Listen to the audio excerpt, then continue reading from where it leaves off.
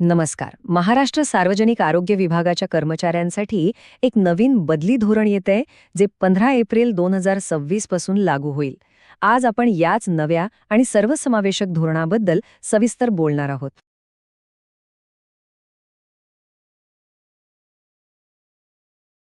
आरोग्य विभागातल्या बदल्यांचे नियम म्हणजे अनेकांसाठी एक डोकेदुखीच ठरत होती नाही का. कारण वेगवेगळे शासन निर्णय होते, अनेकदा ते एकमेकांच्या विरोधात जायचे. त्यामुळे नक्की काय करायचंय हेच कळायचं नाही. तर या नव्या धोरणाला सोपं करून समजून घेण्यासाठी आपण ते 5 भागांमध्ये पाहूया. सुरुवात करूया बदलीच्या नव्या पर्वापासून, मग बघूया सगळ्यांसाठी महत्त्वाचे नियम, विशेष विनंती बदल्या, समुपदेशनाची पारदर्शक प्रक्रिया आणि शेवटी निर्णय घेणारे अधिकारी कोण असतील. चला तर मग थेट पहिल्या भागाला सुरुवात करूया, जो या मोठ्या बदलाची पार्श्वभूमी आपल्यासमोर ठेवतो. पूर्वी काय व्हायचं की खूप सारे जुने निर्णय होते, त्यात काहीच सुसूत्रता नव्हती, सगळा गोंधळ आणि अस्पष्टता होती. पण आता 15 एप्रिल 2026 पासून हे सगळं बदलणार आहे.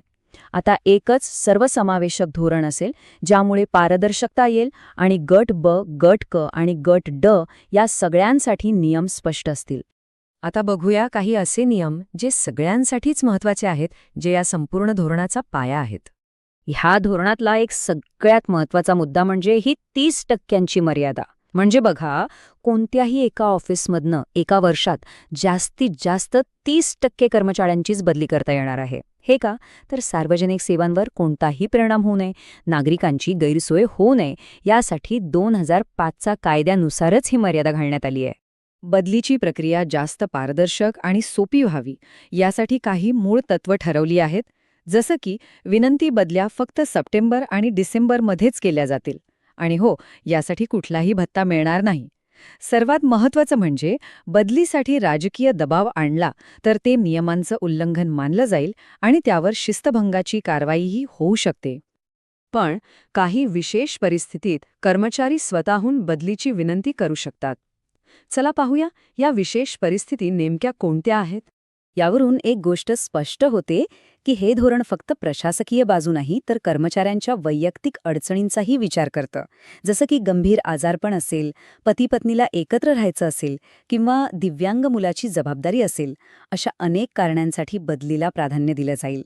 प्रशासकीय गरज आणि कर्मचाऱ्यांचं हित यात एक संतुलन साधण्याचा हा प्रयत्न आहे. आता वळूया समुपदेशन प्रक्रियेकडे. ही प्रक्रिया नेमकी कशी काम करते आणि ती बदल्यांमध्ये पारदर्शकता कशी आणते ते पाहूया. खास करून गट ब आणि गट क कर्मचाऱ्यांच्या ज्या वार्षिक बदल्या होतात, त्यासाठी ही समुपदेशनाची प्रक्रिया आता बंधनकारक केली आहे.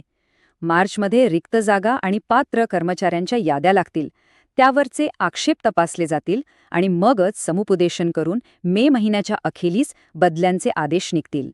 पण मग प्रश्न येतो की गट ड आणि वर्षाच्या मध्यात होणाऱ्या बदल्यांचं काय? त्यांनाही हीच प्रक्रिया लागू आहे का? तर नाही, त्यात थोडा फरक आहे. म्हणजे बघा, ही समुपदेशन प्रक्रिया प्रामुख्याने एप्रिल-मे महिन्यात होणाऱ्या गट ब आणि गट क च्या वार्षिक बदल्यांसाठी आहे. पण वर्षाच्या मध्ये जर कोणी विनंती बदली मागितली तर ती प्रशासकीय गरज आणि रिक्त जागा बघून केली जाईल, त्यासाठी समुपदेशन होणार नाही. बरं, तर बदल्यांचे हे सगळे निर्णय घेणार कोण, अधिकार कोणाकडे आहेत, हे सुद्धा ह्या धोरणात एकदम स्पष्ट केलेलं आहे. उदाहरणार्थ, गट क कर्मचाऱ्यांच्या ज्या प्रशासकीय बदल्या असतात त्याचे अधिकार पुण्याच्या आरोग्य सेवा संचालकांकडे आहेत. म्हणजे प्रत्येक गटासाठी आणि बदलीच्या प्रकारानुसार जबाबदारी वाटून दिली आहे. या तक्त्यामध्ये आपल्याला एक स्पष्ट चित्र मिळतं. गट ब च्या बदल्या सचिवांच्या स्तरावर, तर गट ड च्या बदल्या जिल्हा किंवा विभागीय स्तरावर होतील. वेगवेगळ्या स्तरावर ही जबाबदारी कशी वाटून दिली आहे ते इथे अगदी स्पष्ट दिसतंय. शेवटी या सगळ्याचा उद्देश एकच आहे, तो म्हणजे दुर्गम आणि अवघड भागांमध्ये जिथे कर्मचाऱ्यांची गरज आहे तिथल्या रिक्त जागा भरणं आणि सगळ्या आरोग्य संस्थांमध्ये कर्मचाऱ्यांचे योग्य संतुलन राखणं. म्हणजे थोडक्यात काय, तर एकाच कागदपत्रातून एक पारदर्शक आणि न्याय्य व्यवस्था आणण्याचा हा प्रयत्न आहे. पण हे धोरण प्रत्यक्षात किती यशस्वी होतं आणि ते खरंच एक नवं पर्व सुरू करतं का, हे आपल्याला 2026-27च्या बदली वर्षापासूनच कळतं.